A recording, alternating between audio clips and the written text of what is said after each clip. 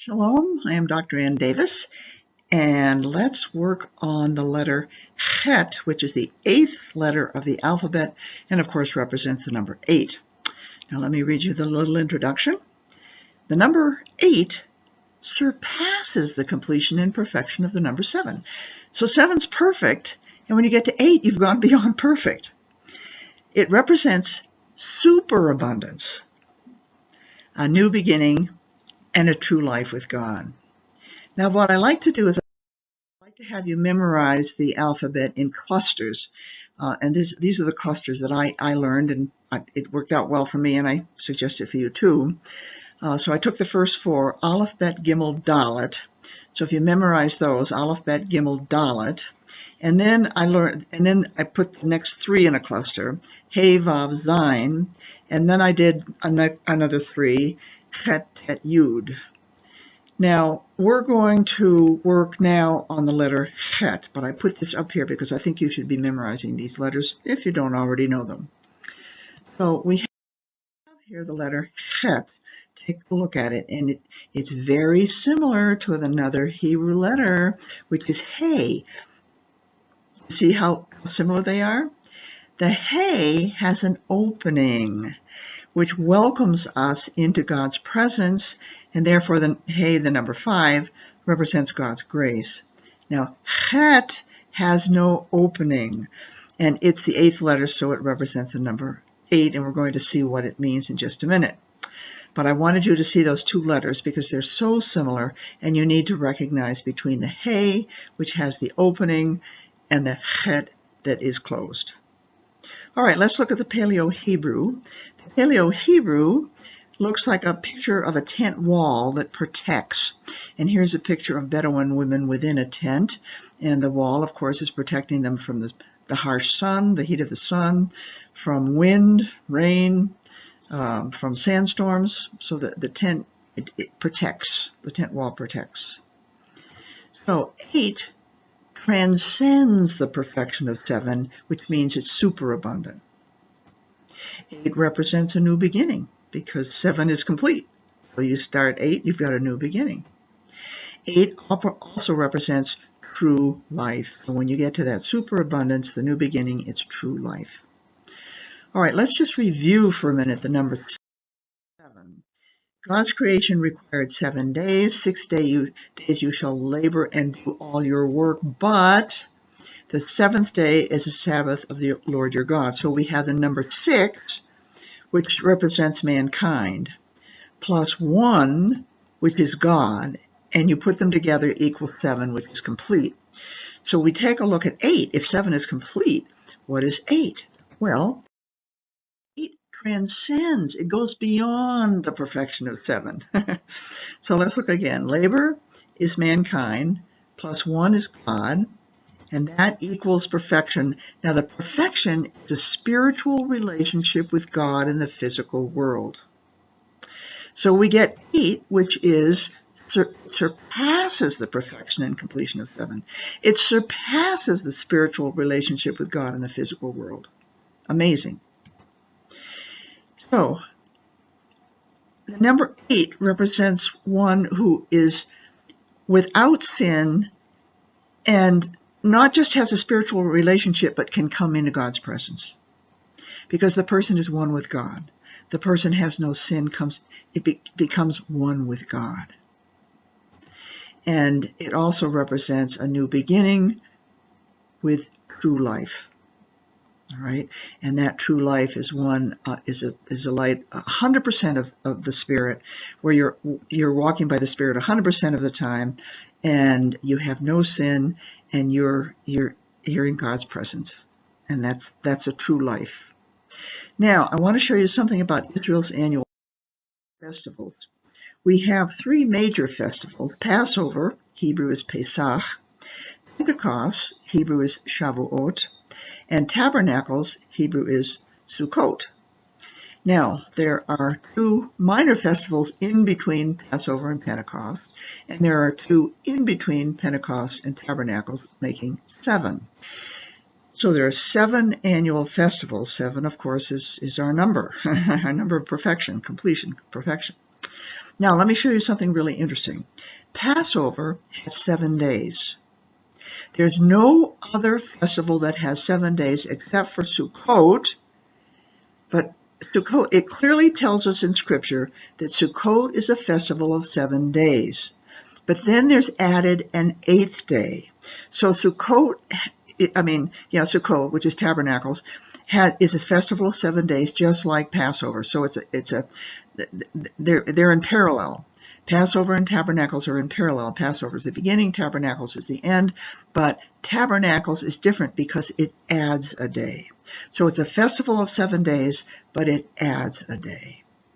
Now, I want to take a closer look at Sukkot, which is 7 plus 1 equals 8.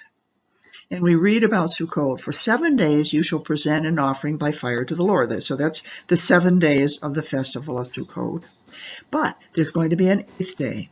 And on the 8th day you shall have a holy convocation, a holy meeting with God, and present an offering by fire to the Lord. It is an assembly. That's that convocation assembly. You shall do no laborious work. So this is called, the 8th day is called Shmini Atzeret, and it's a day of great celebration.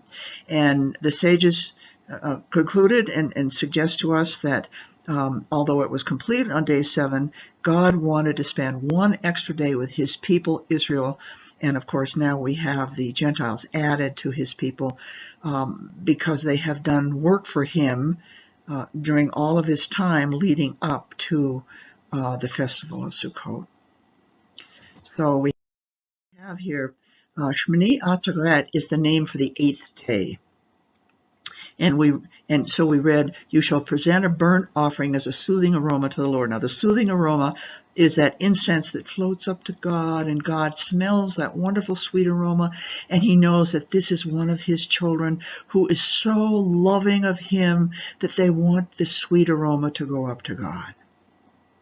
Now, Rashi was a very famous Jewish scholar of the 11th century, and he writes of Shmini Atzeret, the 8th day, this is language of affection. This soothing aroma that goes up to the Lord is language of affection, like children who are leaving their father, and it's so difficult to leave this wonderful, loving father, but they're mature enough now to have a new life, a life with spirit.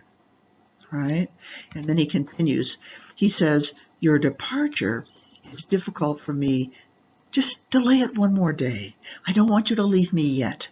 At the end of 7 days, I just want one more day with my wonderful people. That's Rashi. Now this Shmini Atzeret, the question is, what's the meaning of Atzeret? What is it? Well, it either comes from the verbal root atzar, which means to stop or rest or linger, which makes sense. But there's also otzar, it's a different sound, otzar, which some scholars believe it could be otzar, which is a storehouse for treasure.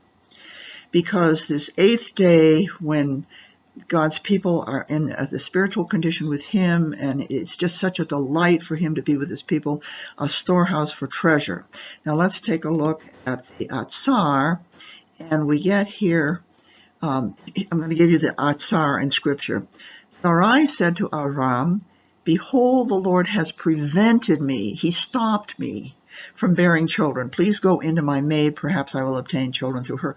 So that's the sense of stopping or resting. It's the end, all right?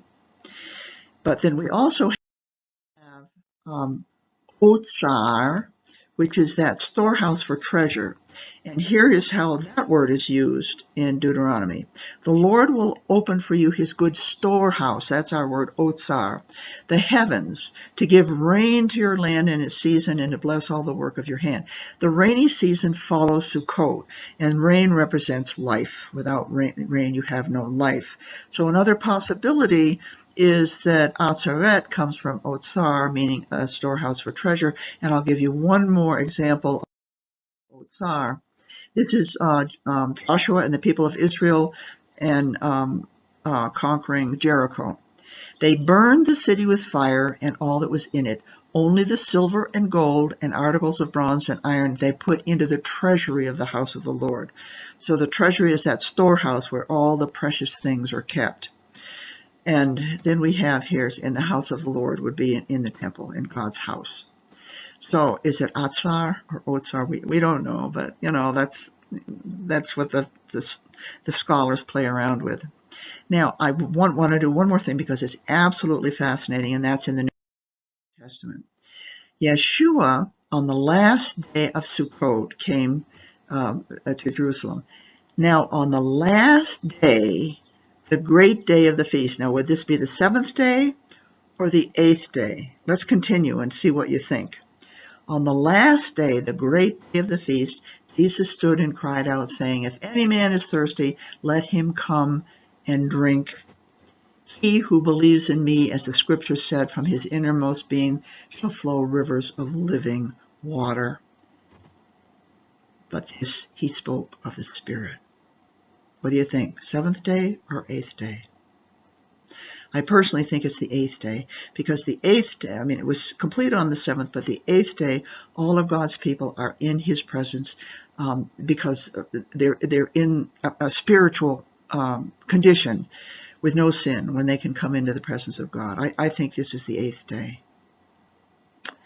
So I trust you will go to Bible Interact website, and we try to cluster our teachings into categories so that you can find one that interests you, or you can go to all of them one at a time. And I also point out that we do have online courses. 3 of them are teaching you how to read Biblical Hebrew, beginner, intermediate, advanced. Partners are part of us. They pledge a monthly donation. They become part of Bible Interact, and we'd like to do all kinds of special things for our partners, including we give them a discount not just on Hebrew courses, but on all courses. They get discounts, and they got other things too, but certainly discounts on courses. With that, I wish you shalom.